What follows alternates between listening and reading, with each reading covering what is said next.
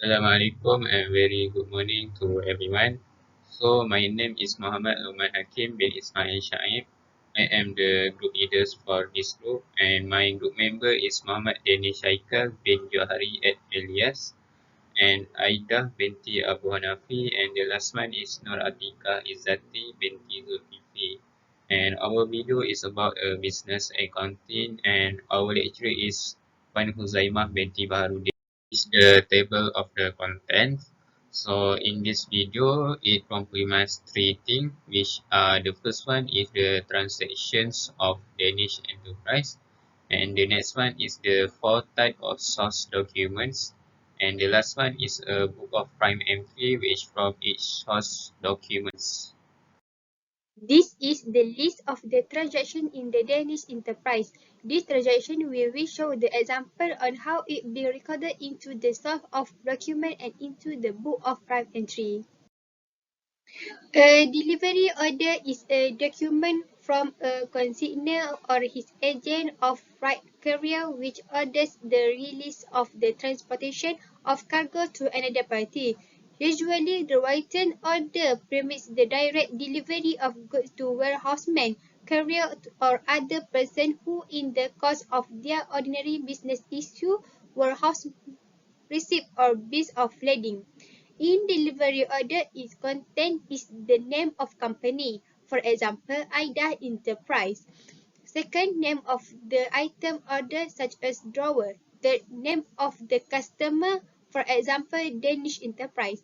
Fourth, shipping address of the items ordered by the customer, such as Jalan Wirawati A, Taman Maluri, 55100 Kuala Lumpur. Next, address of the company. For example, Jalan Pengkala Jepa, Taman Mesra, 16100 Kota Baru, Kelantan. Lastly, date of purchase, for example, 5 October 2021. Next is purchase order and sales order. The function of purchase order is purchase order or PO is a document made by the buyer or customer to show the goods they want to buy from the seller or supplier. A purchase order is a contract that forms an agreement between the buyer and the seller regarding the goods that the buyer wants to buy. So this is the format of purchase order. The transaction is in 3 October, Danish Enterprise bought a tray of 20 quantity with 200 ringgit from Ikram Enterprise. Ikram Enterprise is the supplier and Danish Enterprise is a customer. So in here, particulars is chair, quantity is 20, price per unit is 200 ringgit, and total amount is 4,000 ringgit. So next is sales order. Function of sales order is the sales order confirms the term of the transaction between the buyer and seller. The seller generates the order, often is response to the purchase order. The seller may send this document to the customer or rely on it solely for internal use. The sales order details the quantity, price, delivery time frame, and more. So this is a format of sales order. The transaction is in 18 October, Danish Enterprise sells armchair of 30 quantity with price per unit is 215 ringgit. So to Ikram Enterprise. In here, Danish Enterprise is supplier and Ikram Enterprise is a customer. The particulars in here is armchair because Ikram Enterprise by armchair to Danish Enterprise from Danish Enterprise. So the quantity is 30, price per unit is 250 ringgit, so the total amount is 7,500 ringgit. So this is a cash book. So this is a two-column cash book. In the debit side, in 18 October, the particulars is sales because in 18 October, Danish Enterprise sold armchair to Ikram Enterprise in cash 7,500 ringgit. In the credit side, in 3 October, the particulars is purchases because Danish Enterprise sold armchair to Ikram Enterprise in cash 4,000 ringgit. So in the credit side, the penalty in the credit side in 30 October, the balance today is 3,500 ringgit in cash. So the next month, the balance BD in 1 November is 3,500 ringgit. Official receipt. What is function of an official receipt? An official receipt is a document used by the supplier as an acknowledgement of the payment received from the customer and is used in cash transaction. It is normally issued by the supplier to the customer. It contains the dates, item description, total value of cash received, and receipt of payment in cash or check.